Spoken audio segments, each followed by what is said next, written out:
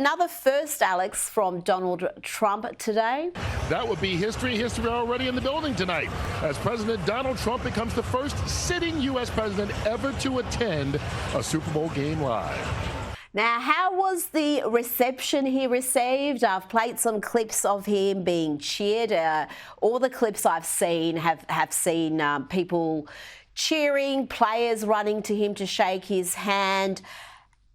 Contrast to that is the reception that superstar Taylor Swift got. Aggressive booing when she was on the big screen. Explain to me what is happening. Well, Rita, I mean, there's been a huge culture shift. According to the mainstream media, everybody will tell you that everybody just worships Taylor Swift. But that has changed. You saw Chris Jones, defensive lineman for the Chiefs, run to the sideline just to shake President Trump's hand before the game starts. You saw DeAndre Hopkins, an African-American athlete, when he got asked a leading question, are you excited for President Trump to be there? And the media expected him to be mad about it. And he said, no, I'm excited. I voted for him.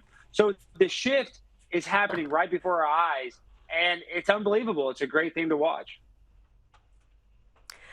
It is a cultural shift, and I think it's taken a lot of people by surprise, even people on the right who thought that Donald Trump was going to win. They weren't anticipating this cultural shift, having sports stars doing the Trump dance, Trump becoming cool. It's something that even a Trump derangement syndrome sufferer, Bill Maher, has spoken about, that Trump's cool now. Rappers want to hang with him, athletes want to hang with him. The cultural shift has taken a lot of people by surprise. Well, Rita, people love winners, and Donald Trump is a winner. So I'm not surprised that all the people that were longtime Trump holdouts have finally gotten on the Trump train. It's a beautiful thing to see here in our country.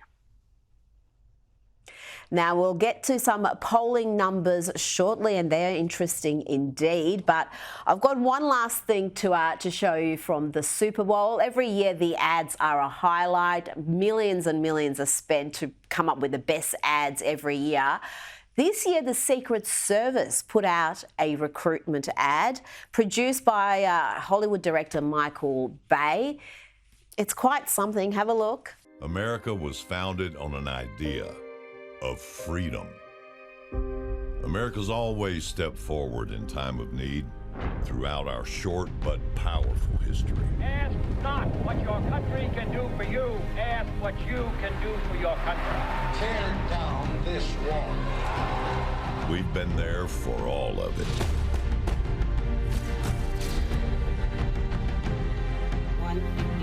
The second plane hit the tower.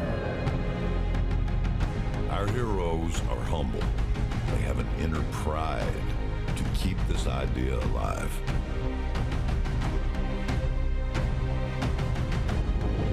Protectors are born, they're not made. America's Secret Service protecting this Super Bowl is asking a few more to step forward.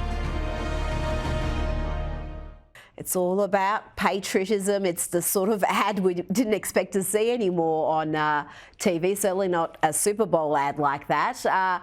Tell me about that change in the institutions, whether it's the Secret Service, we're talking about reforming the FBI, CIA, Justice Department, getting these mad ideologues out of there and returning them to their former glory. Is all of that, which is really very much part of the Trump agenda, is it achievable?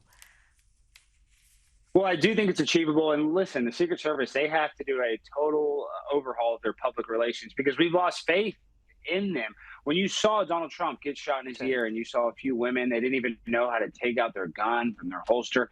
They have to do whatever they can to gain the American people's trust again. So, you know, I like that commercial. You didn't see a lot of women in it. Not that I don't want women being in the Secret Service, but I'm just saying at least that commercial seemed like it was honest of the people that I'd want protecting the president. So, yes, I do think it's achievable, Rita. We got 4 years. And, you know, now looking back, it was the greatest thing that Trump didn't win in 2020 because we got to see how terrible Joe Biden is and how much stuff we need to change. So it's all going to get fixed. And it's going to take some time. But in 4 years, I do think Donald Trump could do it.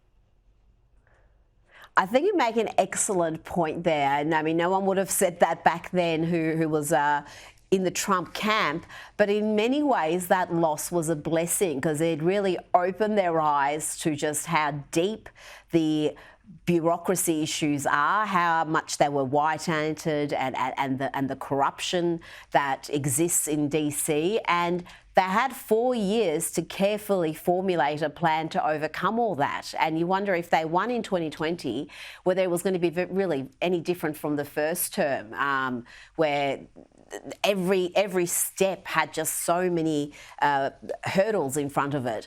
Let's talk about these polling numbers, starting with President Trump's approval rating. Now at 53%, a 6% jump. This is CBS News polling. This is the highest approval rating for President Trump in CBS polling history. And Alex, when it comes to the big issues like the deportation policy, which people expected to be really contentious, well, the numbers are even more promising. When asked, do you approve or disapprove of the Trump administration's program to find and deport immigrants who are in the US illegally, the approval number there is 59%, up 18%. And the numbers are up for every age group. You're looking at from 18-year-olds all the way to 65 plus. This has got to be terrifying the Democrats and the media and activist class. No, you're exactly right. The media is shaking in their boots. That's why they're constantly talking about the price of eggs, as if inflation wasn't absolutely terrible under Joe Biden and Kamala Harris for the past 4 years. So the media is doing anything they possibly can to try to spin this presidency as a negative thing, when in reality, everybody's happy that illegal immigrants are actually getting sent back to their home countries, not because we're bigoted or racist or we don't even want immigrants, but because we don't want to have a two-tier justice system where illegal immigrants or have more access to social services than American citizens. Like people in Chicago, African Americans don't have access to the same social services that an illegal immigrant does. So people are sick and tired of our two-tier justice system that puts Americans last. So it's brilliant. It's great. And these numbers are only going to go up when Trump can actually get more things accomplished.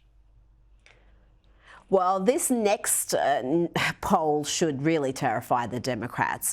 This is where they asked voters to describe Donald Trump. These are the top responses.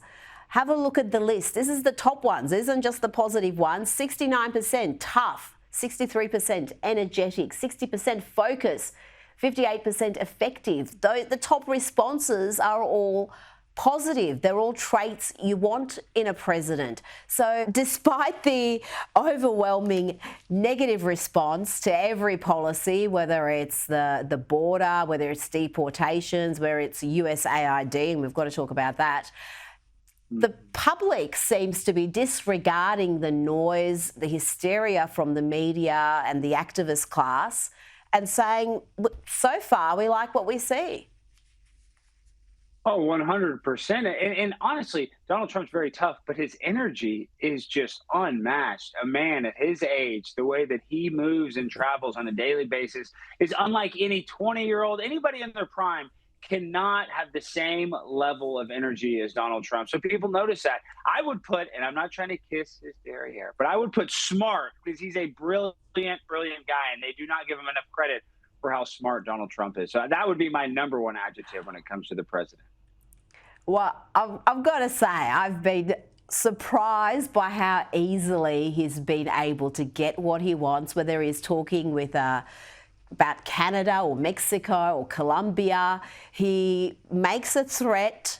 They have a bit of a meltdown, but within 24 hours, they're doing what he's asked for, and that's another win for the US. I mentioned USAID,